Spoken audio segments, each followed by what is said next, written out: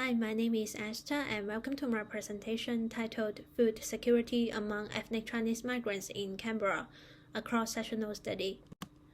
In 2019, there were over 25,000 people in Canberra living below the poverty line.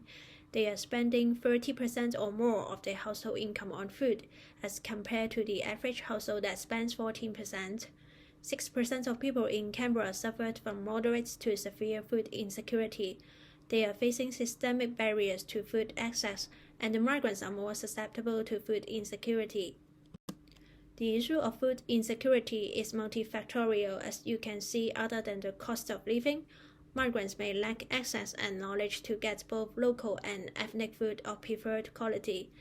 Natural disasters and the COVID-19 pandemic also negatively affect food access, and therefore it is important that we understand how these factors shape the food environment in Canberra and their impacts on food security.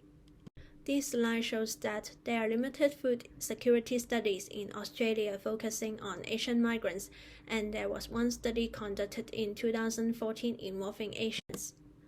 Current research tends to focus on mainstream culture, refugees, and asylum seekers, and therefore, given that the Chinese is one of the oldest continuous immigrant groups to Australia, this project aims to develop and test culturally appropriate tools to assess food security of migrants in Australia by using ethnic Chinese migrants in Canberra as a case study.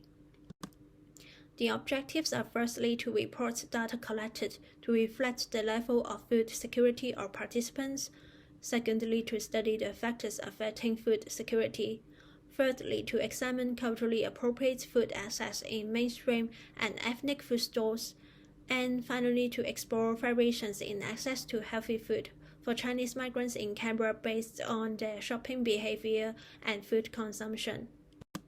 So we are going to recruit 20 to 30 participants of Chinese background in this cross-sectional study. Participants will be asked to complete a travel diary and shopping record, a food consumption questionnaire, and a food security questionnaire validated by USDA.